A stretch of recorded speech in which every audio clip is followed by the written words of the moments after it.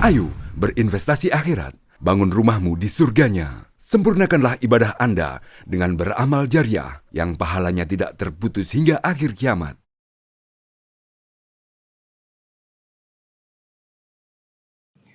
Bismillahirrahmanirrahim. Assalamualaikum warahmatullahi wabarakatuh. Bismillah walhamdulillah wala haula wala quwata illa billah.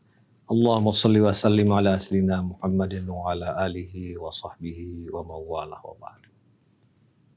Para pemirsa yang berbahagia, insyaallah dirahmati oleh Allah Subhanahu wa taala. Alhamdulillah, kita ingin melanjutkan kajian kitab Riyadhus Shalihin, tetapi pembahasannya masih pada bab al-muraqabah. Nah, pada pertemuan yang lalu kita mendiskusikan bahwa pengawasan Allah itu sebagai sebuah keyakinan. Salah satunya adalah kita ingin menggunakan waktu itu dengan sebaik-baiknya. Dengan kata lain, penggunaan waktu itu kita selalu dilihat, diawasi oleh Allah Subhanahu wa taala. Karena waktu ini sama semua seluruh makhluknya. Manusia 24 jam.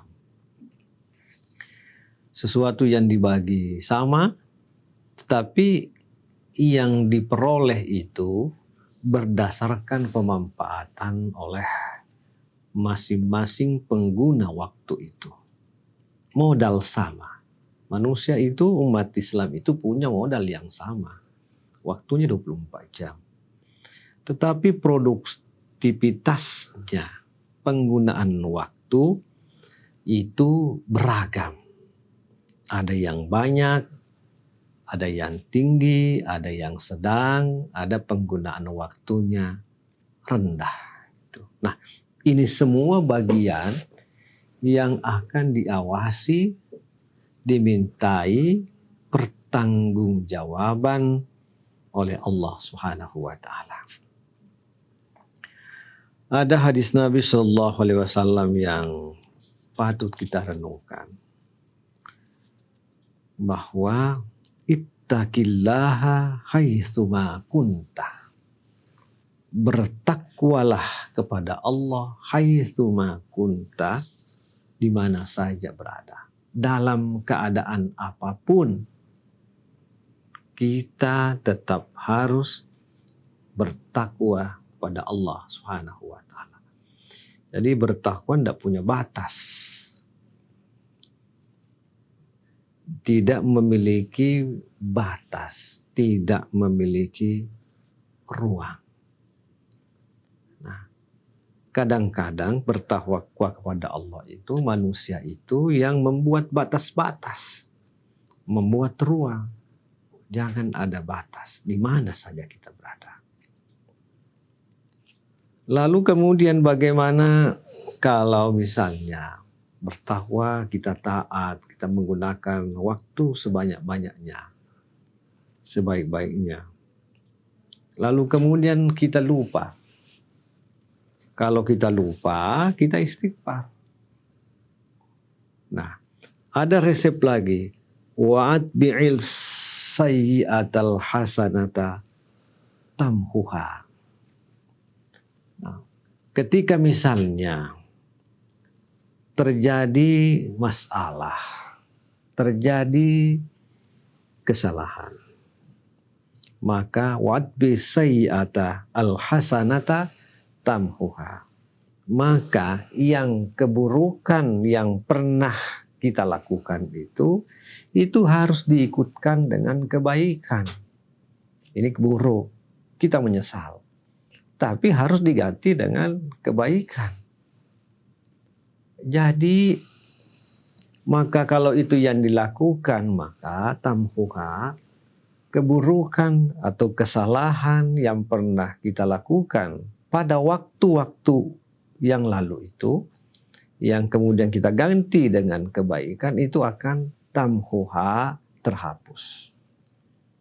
Jadi ada jalan keluar ketika ada kesalahan dalam hal penggunaan waktu tadi ini, kita tingkatkan kebaikan kita. Jadi Bapak Ibu sekalian, selama ini kita mengatakan bahwa kebaikan itu untuk yang bersangkutan itu sudah benar. Tetapi ternyata kebaikan itu yang kita lakukan bisa jadi karena membayar atau mengganti keburukan atau kesalahan yang pernah dilakukan masa lalu. Jadi kayaknya memang pahala kita itu tidak cukup. Karena kadang-kadang kita berpikir proyeksi pahala itu ke depan. Ternyata kebaikan kita itu diharapkan menutup kesalahan kita yang lalu. Nah, sehingga jangan-jangan kebaikan yang kita bangun selama ini hanya dipakai menutup lubang saja. Inilah pentingnya kita berpikir bahwa Allah mengintai kita. Jadi mungkin ada kebaikan yang kita lakukan digunakan menutup kesalahan yang lalu. Lalu kemudian kebaikan itu yang lain untuk sebagai tabungan atau investasi yang kita lakukan. Jangan-jangan sehingga kebaikan itu berdimensi dua. Dia sebagai penutup dari kesalahan lalu kemudian dia menjadi investasi. Dengan demikian, apa yang kita harus lakukan? Kita harus melakukan optimalisasi. Tidak bisa satu waktu, satu kebaikan. Karena kita tidak tahu ada kesalahan kita, kesalahan yang disadari dan kesalahan yang tidak disadari. Kesalahan yang disadari saja yang kita mohon itu banyak. Mungkin ada yang tidak diingat lagi yang pernah kita sadari. Apalagi yang belum disadari. Jadi kita disuruh untuk mengoptimalkan waktu ini untuk memproduksi kebaikan. Lalu kemudian wa khaliqin nasa bi khuluqin hasanin. Berinteraksilah manusia bi khuluqin hasanin dengan interaksi yang baik, dengan akhlak yang baik.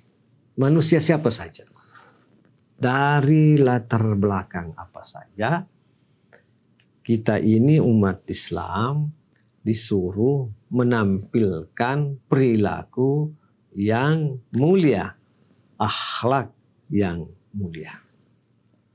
Jadi bertakwa kepada Allah, tidak mengenal waktu dan batas, lalu kemudian melakukan kebaikan karena kesalahan. Tapi ini juga menjadi teguran bagi kita, cara kita memandang kebaikan itu seakan-akan semua diproyeksikan untuk kepentingan investasi, ternyata itu hanya menutup utang kita. Dan yang ketiga kuncinya adalah kita harus selalu berinteraksi dengan sesama manusia. Kalau ini yang kita gunakan, saya kira kita menyesal ketika kita melakukan dosa. Kita menyesal kalau kita tidak menggunakan waktu dengan sebaik-baiknya. Waktu itu penggunaannya ada dua.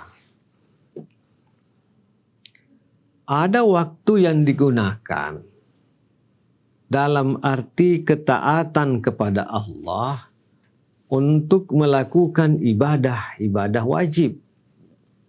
Nah, ada waktu yang digunakan kepada Allah dengan ketaatan untuk melaksanakan ibadah sunnah. Nah, sekarang ibadah wajib ini sebenarnya tidak ada yang kita miliki, karena itu adalah bayar utang, bayar beban. Sama halnya tadi dengan kebaikan yang dipakai untuk menutup kesalahan itu. Nah, Tetapi ibadah yang kaitannya dengan sunnah, maka kemudian itu menjadi investasi akhirat. Ini yang menjadi tabungan kita, ibadah sunnah. Makanya yang paling banyak dan paling fleksibel adalah penggunaan waktu untuk ibadah-ibadah sunnah.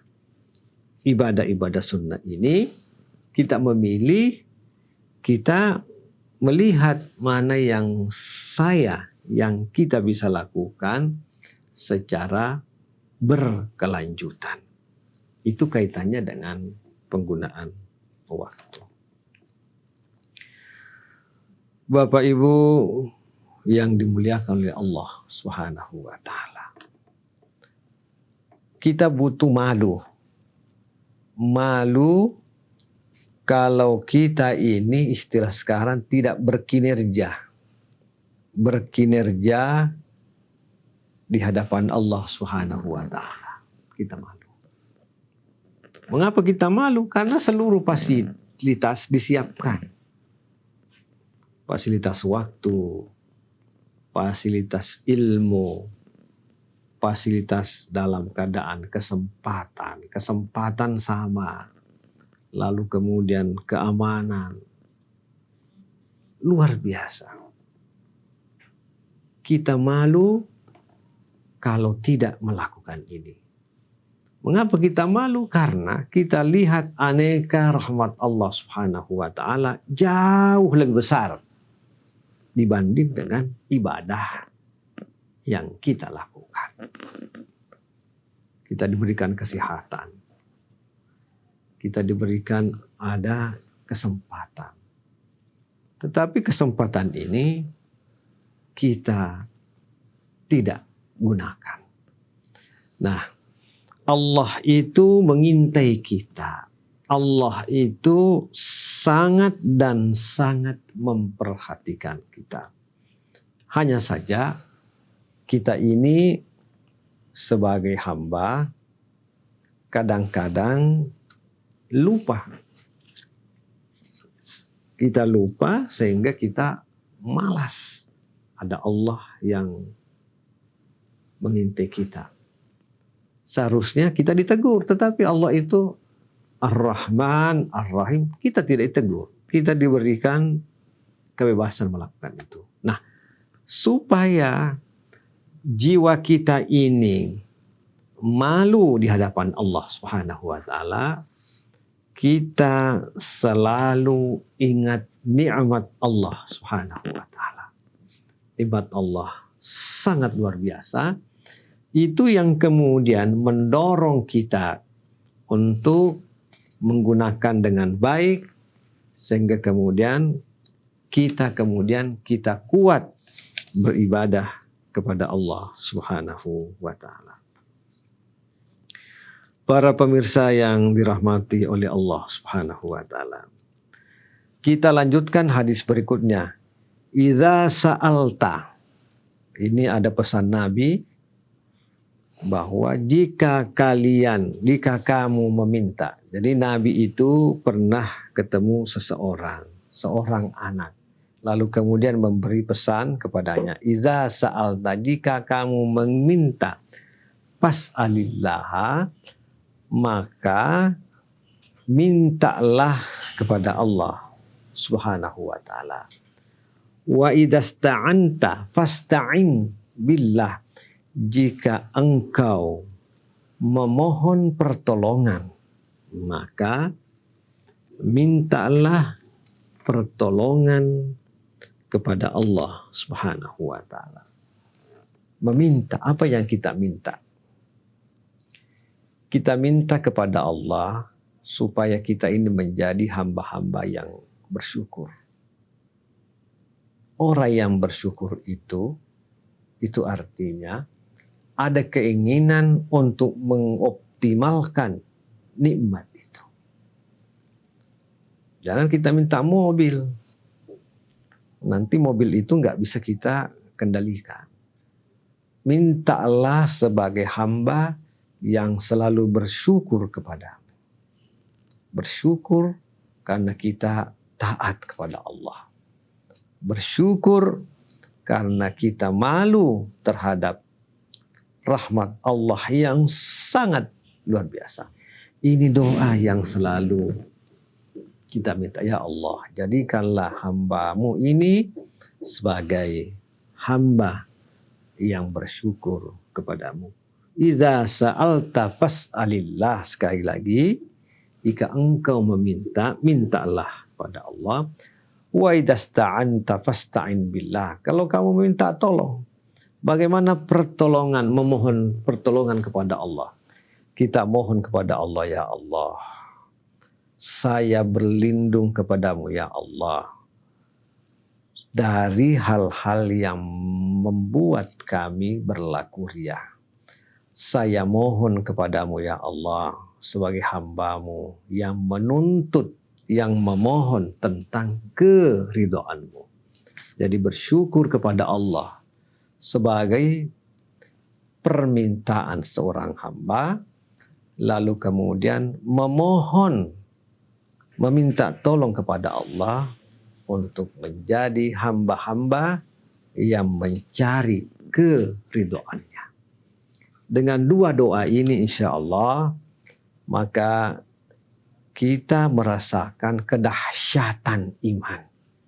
Kedahsyatan iman itu ketika kemudian kita melihat bahwa kita ini beribadah bukan sendiri, kita bersyukur masih bisa ibadah.